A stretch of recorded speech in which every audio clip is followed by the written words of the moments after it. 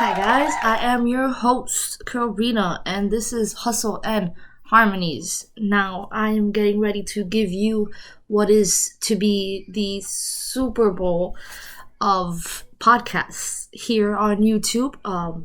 You'll soon find out why. I'll go into a little bit more of an explanation later on in the show. But I'm going to kick things off by talking about the World Baseball Classic. Semifinals are set to finish today with Mexico squaring off against Japan here in Miami, which is also where the final will be played. You've seen so many great games throughout this tournament, from the group stages all the way to the quarters and now the semifinals. We now know USA will be one of the two teams playing tomorrow here in Miami, as they absolutely dominated Cuba last night. Shout out does go to Cuba though, for putting on a spectacular run and going farther than what the world probably thought they could. Especially to players like Yoelqui Esquivel, Yoan Moncada, Luis Robert, and pitcher Miguel Romero, who went 2-0 with a 0.00 ERA, allowing 2 hits and 6 strikeouts to go with 4.1 innings pitched. In the two most important games for Cuba, aside from USA, getting wins against the Taipei and Australia. Impressive fashion. It's what brought them here, and seeing the crowd absolutely go nuts for Cuba here in Miami. Some a little bit more than they should have, but still absolutely crazy to see Cuba play a game here in Miami in what was essentially their home crowd. So shout out you, Cuba. We now know USA will be one of the two teams being represented at the finals, looking to repeat another World Baseball Classic victory. They are awaiting the winners now of what I'm watching here, which is Mexico and Japan. Now, this game is going to be led by the pitching matchup of Patrick Sandoval and Roki Sasaki. Players like Verdugo and especially Randy Arozarena have been absolutely carrying this country throughout the tournament, just trying to get that and just wanting that coveted trophy and representing their country in a way that hasn't been done before. USA will await them should they get there, while Japan, being led by Shohei Ohtani, as well as Nars Nutbar and many others, have put on a show, not having lost a single game to this point, sweeping the group stages and playing in dominating fashion against Italy to get to this point right now. It should be a great game. Players from the USA like Trey Turner have absolutely taken over this tournament. Trey Turner seeing 3 homers in 2 games, coming off of back-to-back nights, is nothing short of impressive. Continuing what has become a miraculous run as of late, which started in the majors last year, a sort of resurgence of his career, if you will. Looking forward to see if that carries on into the regular season.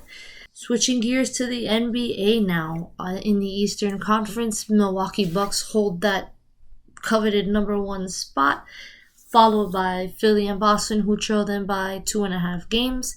Other than that, the rest of the Eastern Conference is pretty much even. Don't see a lot of flip-flopping happening, in my opinion, especially in the top 3 seeds, but who knows, anything can happen. Even more interesting will be the play-in tournament, more specifically who's in and who gets out of it. Right now, as it stands, you have Miami, Atlanta, Toronto, and Chicago being the 4 play-in teams. Miami holding the 7th spot right now, but plenty of chances to move up to as high as the number 5 seed, as you can see on our standings there. The Miami Heat have 4 of the final 9 games left on their schedule here, set to be played at the Miami-Dade Arena as per usual, with 2 games being against the Knicks, 1 game against Brooklyn still left on their schedule. That is 3 opportunities to play teams above you and move up in those standings. So let's go Heat, led by that trio of Jimmy, Tyler, and Bam, who I believe are willing this team to a playoff spot. It's been a rough year for them, but we've seen this team under the bright lights when it matters most. We have seen players like Jimmy Butler step up in the thick of it and just absolutely dominate and lead his team to success, even going as far as the NBA Finals in that quote-unquote bubble year. Whether you want to call it a fluke or not, the man plays his heart out and is sure to give every minute he has on that floor, which is what I am expecting at least. But we go now to the Western Conference, where the Nuggets hold 6 losses at home only this year. So much like the Bucks, who have 7, either of these teams come out with the 1 spot, they will definitely be taking advantage, in my opinion, of those 1 seeds and home court advantage throughout. These are 2 teams that I believe are strong enough to get through it. More specifically, the Nuggets with their future 3-peat MVP Nikola Jokic. At least in my mind, that is who is gonna win it out. He is averaging 24.7 points, 9.9 assists, and 11.9 rebounds. That is, 0.1 shy of a triple-double average. Westbrook's status from the center position is definitely something impressive, and I give him all the credit. So, Nikola, should you win that, all the speculation, all the controversy, and everything that's surrounding that, I believe you are more than deserving of it. The stats speak for themselves. But this play-in tournament as well is very, very interesting. You have Golden State, Oklahoma City, Minnesota, and the Lakers currently in that play-in tournament, with Utah and New Orleans being less than 2 games, I believe, if the current the standings are accurate, just shy of that play-in tournament. So definitely can see some flip-flopping around in those spots. I believe, in my honest opinion, the Lakers and the Warriors are not play-in teams. I believe they will be in the top 6, replacing who I believe is going to be Dallas, who just can't seem to get it together when it matters here in the late part of the season with Kyrie and Luka. Plenty of games left to see with them two on the court together. So we've only been given a sample size, but it's enough for me to see that it's not looking pretty there in Dallas. But I could be wrong. I've been wrong before, and I know I'll probably be wrong again some other time. But I do believe Dallas and the Clippers will not remain in those 5-6 seeds. But even more impressive now, we see the Sacramento Kings sitting in a top 5 seed for the first time in forever, which is borderline insanity. Never thought I would live to see that. We see that they closed the season playing 6 of the 12 playoff teams at least seeded right now. So a taste of what the future holds for them is coming up in their regular season. So we'll see how they fare there, whether they decide to rest their players, keep them healthy for the tournament, since they know they are more than well in it, or do they play their hearts out and kind of feel out the competition that awaits them. Who really knows? But either way, both the East and the West are scheduled for some tough competition, players on both sides. The league is finally even in regards to no true super team. We see stars everywhere in both the East and the West shifting. So who knows? And, much like what I'm going to talk about in just a couple of moments, plenty of upsets I'm sure are on the way. Teams we didn't expect, or teams that are holding a high seed now either dropping by season's end or just being completely dominated by the lower seeds is something to keep an eye on. I personally always enjoy the end of the NBA regular season, seeing how the seeds flip and all these teams where they end up, and kind of seeing how the playoff itself sets up and seeing who's going to play who is always interesting. I always enjoy seeing that and the matchups that are going to happen, but that is definitely something I look forward to breaking down as well. From the NBA, we now talk NCAA March Madness. The men's tournament is going absolutely bananas at this moment. The Sweet 16 that I had predicted, as you will see, is not what it actually is, which is definitely the whole point of this tournament. No perfect brackets are remaining, according to ESPN, on the men's side. So I'm glad I'm not the only one with a busted bracket. As I'm sure a lot of upsets have destroyed many people's brackets. We see there in the South Side, Alabama will take on San Diego State, and Creighton takes on the Cinderella story of this tournament, Princeton.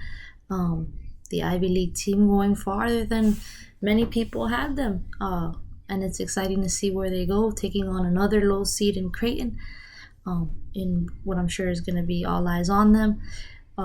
Going into the East, you have FAU going against Tennessee. FAU led by Jonell Davis in the second game, who was absolutely lights out, hitting 10 of 16 for 29 points against Farley Dixon, the former Cinderella story of this tournament. So cool to see one Cinderella take out the other Cinderella. Should be interesting to see what goes down there. And then you have here in the West Side, Arkansas taking on UConn in the Sweet 16, as well as Gonzaga and UCLA. I'm sure most teams there were expected to be there, with Arkansas probably being the least expected. And then finishing it out on the Midwest, you have Xavier taking on Texas, and the other number one seed remaining in this tournament, that is Houston, taking on the Hurricanes. Miami, the other Florida representative of this tournament, doing everything they need to get to this Elite Eight. I believe for the first time in their program history, Norchad Omier and Nigel Pack combined for 33 of the team's 63 points scored against Drake in Game 1. Isaiah Wong went ballistic in Game 2, going 27 points on 9 of 17 shooting and hitting 4 of 3 from the three-point line against Indiana. The team defensively is holding opponents under 70 points in both games, which is something you want to see. So as long as the scoring's there, should fare fine. But Houston will be the absolute test for them. As you see by my bracket, my pick to win it all is definitely Alabama. The team has been elite all season. I don't see that momentum dying anytime soon. They will take this and they will take it all the way to the national championship. You can definitely tell by my bracket. I favor them. They have been the top team all year. I believe they will continue that throughout the tournament, as they will claim their national championship. From hoops, we talk hockey.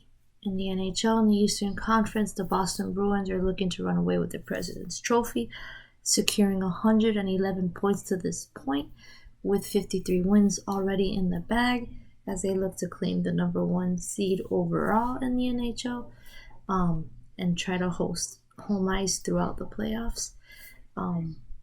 And what is looking like a very possible feat for them. This team has played immaculate all year. The goalies have been playing outstanding.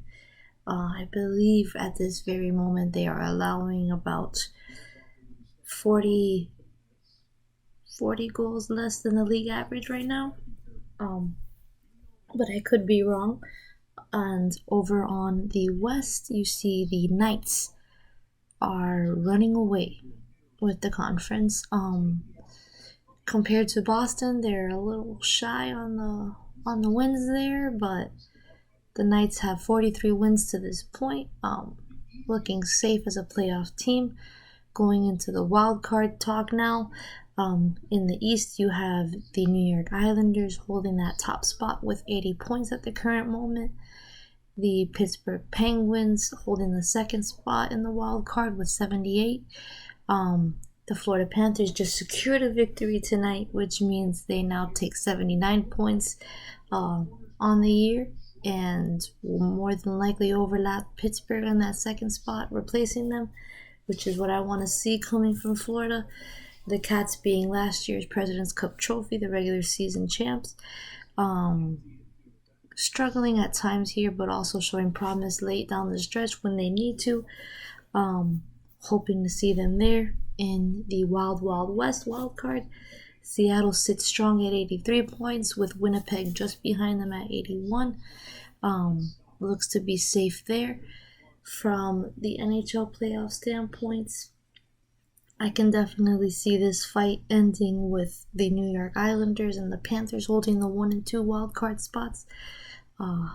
Boston definitely making a run and hoping to kill the streak of no President's Trophy winner and Stanley Cup winner in the same season.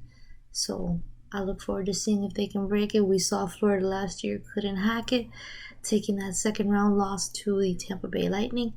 So hopefully history does repeat itself for Boston and we may see a first from a very long time.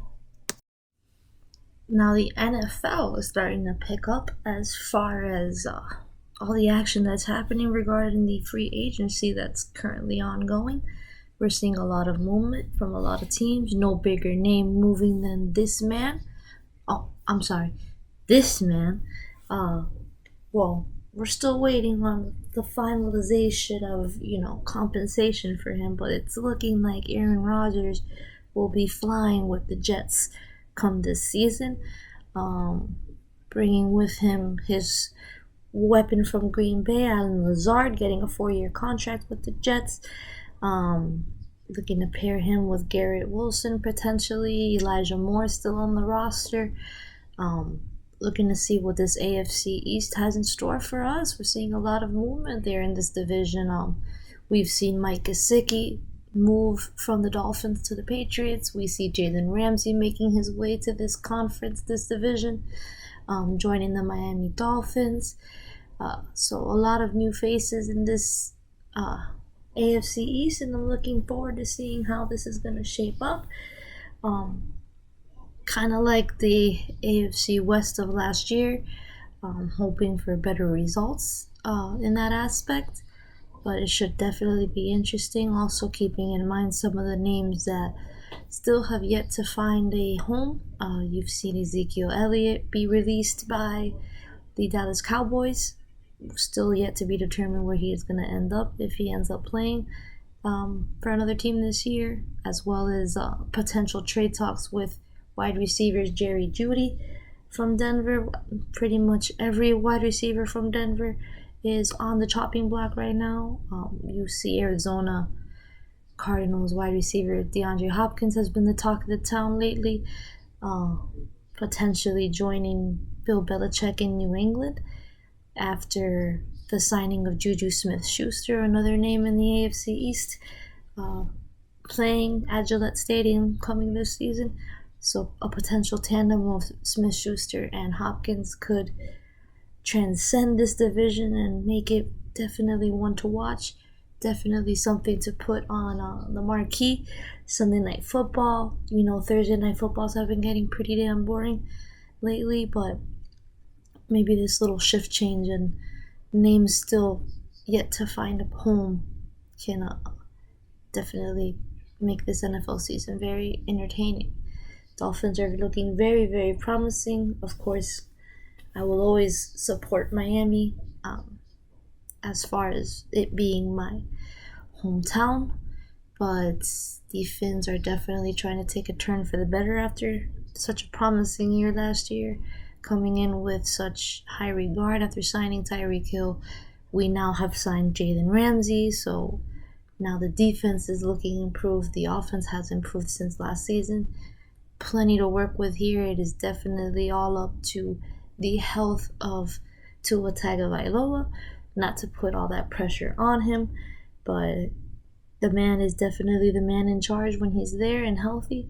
And when healthy, we have seen that he is absolutely lights out with this offense, with the weapons he has and he was given. So with the new additions now, it should be interesting to see how it shapes up. Should Tua be healthy enough to get in there? I know he has had his 5th-year option picked up, so that shows the confidence that this Miami Dolphins team has in him. So definitely Mike McDaniel has reassured his faith in Tua. I have nothing but faith in Tua, so looking forward to see what he can do on the field. Uh, Healthier than he was last season. In case you haven't heard, the XFL has returned. Now, we're 5 weeks out of the 10 into the season, halfway through, and teams are starting to take form, and we're starting to see who's the cream of the crop and who's not. We see DC at a perfect 5-0, Orlando sitting at 0-5, so we know more or less who to watch and who not to watch anymore. Now halfway through the season, we see DC's run game has led the way for their success, as running back Abram Smith is the rushing yards leader, sitting at 429 rushing yards to go with 4 touchdowns. His quarterback De'Aaron King, former Miami Cane quarterback, as a matter of fact, is the rushing touchdowns leader with 5 to go with 72 rushing yards of his own. So you see that tandem has carried 9 of the team's 11 rushing touchdowns on the year. Their defense, however, is nothing to sneeze at, having a plus 44 point differential. And you can compare that to the bottom of the barrel Orlando defense that has a negative 71 point differential. That is, they allow more points than any team in this league has scored to date. So, a lot to be said about Orlando. Much more to be said about DC. Should they continue their winning ways and hit that perfect 10-0 mark, should be something to talk about. With this new XFL being so, as I mentioned, new. But a lot to be said about the XFL. It's been exciting. Some good games have been happening lately. The quarterback plays of Ben DiNucci and AJ McCarron are definitely worth watching, along with skill players like Josh Gordon and Martavis Bryant, who are in the league. Head coaches like Hines Ward are sitting around, Wade Phillips. So a lot of faces, a lot of star power. So get your eyes on the screen and go watch yourself some XFL. So it looks like I have run out of sports to talk about today. I hope that you have enjoyed listening to me talking about sports as much as I have enjoyed talking about sports. Sports is the only thing right now that gives me this much pleasure and this much joy and excitement. It's the only thing I can really talk about for hours at a time. Truly, this is something that I want to do for the rest of my life, whether it be here on this YouTube screen, whether it be at my dream job of ESPN. So you just never know. But until then, I'm just going to keep on giving you guys this kind of content as long as you keep wanting it. So if there's anything you want me to talk about, feel free. Like, comment, subscribe. You know how it goes. I'm not biased to any sport. I will watch them all, as you saw me talking about the XFL and the March Madness tournament. Things that I never thought I would be rambling on about. But here we are. I'm also not biased to any genre of music in particular. If there's something, or if you yourself are a musician and you want to show your talents here on this show, feel free. Contact me. You let me know. I'm here. Here to help make your dreams come true on this show. So, until next time, peace out, and I will be back.